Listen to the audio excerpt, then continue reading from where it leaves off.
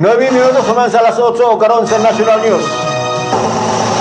National. Report. Ang Commission on Audit or CUA ang magatuon kini sa posibilidad sa paghipaygayon o fraud audit sa mga confidential expenses ni Vice President Sara Duterte. Kini matud pa sa auditora kagapong adlaw atol sa interpellation ni Senator Judge Bam Aquino sa ikanapulog 5 kadlaw nga impeachment trial batok ang Vice Presidente Sara Duterte. Ang prosecution witness nga si Salene Medel Campo na mahayag nga wala sila nakitaan nga mga paggamit sa mga fictitious nga mga pangalan sa mga dokumento nga gisubmiter sa opisina ni Vice Presidente Sara Duterte nga maoy nagpamatuod sa mga confidential expenses bilang red flag gumikan kay matur pa ni Salene Del Campo sa CUA ilang gipresume ang regularidad sa maong nga paggasto sa salapi. Si Del Campo mipasabot nga ang supporting documents adunay certification gikan sa Special Disbursing Officer or SDO then mayag nga maong pondo gigamit sa kinahanglang gamitan para sa confidential operations. National. Report. Dahil nasundon nga balita, giabi-abi ni Senador Francis G. Escudero ang pagpili ni Dr. Edwin Mercado isip pag-og sekretary sa Department of Health o DOH. Matod pa Senador Escudero, makatabang ang pag-ilis sa liderado sa DOH aron masulbad ang mga isyu sa leadership o makahatag og kalig-on sa pagpatuman sa universal health care sa tibuok nasod. Giabi-usab ni Senador Escudero ang pag-designate kang Dr. Beverly Lorraine C. Ho isip bag-ong President of Chief Executive Officer sa PhilHealth. Matod pa ni Senador Escudero nga makapalig-on sa pangareforma sa universal health care ang pagsalig kang Dr. Who tungod sa iyang kisatian sa public health o pagdumala sa health care system. Si Dr. Ho kaniadto nagserbisyo isip DOH Undersecretary o Deputy Spokesperson sa dahon sa COVID-19 pandemic. Sa iyang podcast nga Cheese Win usapang may laman, nanawagan si Senador Escudero sa Malacanang sulbaron ang mga problema sa leadership sa DOH ang iyang giingon nga posibleng makaapekto sa rollout universal health care o ang mga preventive health care program sa tibok nasod.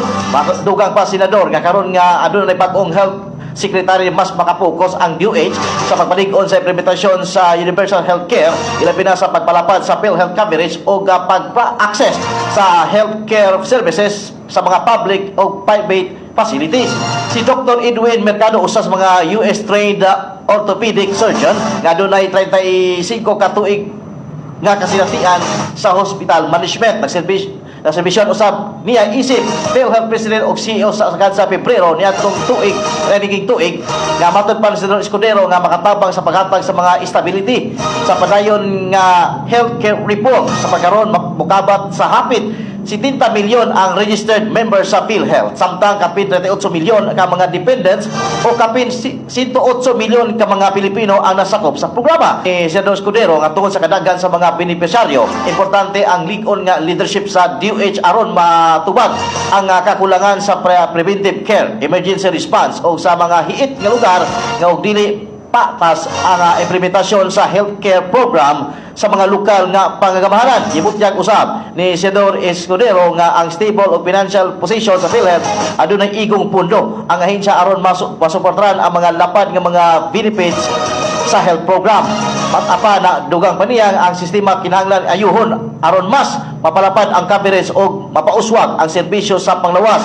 Para usab ang diskusyon sa kabahin sa universal health care sa og PhilHealth benefits, lakip na ang paglig-on sa suporta alang sa mga barangay health workers o pagsulbad sa dugay ng mga kakulangan sa healthcare services. Gipasalig usab ni Senador Chis Escudero ang paningkamutan nila mapalambo ang sistema sa panglawas aron makabot ang mga tumong nga tinuod, makinangayon o mga pagtuman sa universal health care alang sa kayuhan sa tanang Pilipino.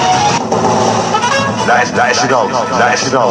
Si kani kalihim sa Departamento sa Obras Publikas kalihim Manuel Bunuan kagapong adlaw miangkon dito sa Sandigang Bayan nga ang tanang mga senador nakadawat kini sa ginatawag nga leadership fund sukad pa niadtong tuig 2024. Kini gipamahayag ni Bunuan atol siyang pag-testify dito sa may Sandigang Bayan o gibutyag kini gitawag nga leadership fund nga gialokar gikan sa DPWH alang sa mga senador nga dunay irekomenda nga mga listahan sa mga proyekto. Matud pa ni Bunuan nga ang kada senador gikataho kini nga mudawat kini og 500 million nga alokasyon o katong adunay mga komitiba nga chairman sa mga komitiba diya sa Senado, aduna sila gahin nga usa ka bilyon sa matag usa sa kinatibukan. Ang leadership fund miabot kini og 24 bilyon ka pesos nga kini ubos sa pag desisyon kinsay tagaan ni kanhi Senate President Juan Miguel Zubiri. Matud pa nga Bunuan,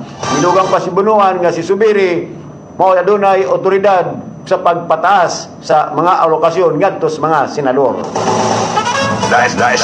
National. Report.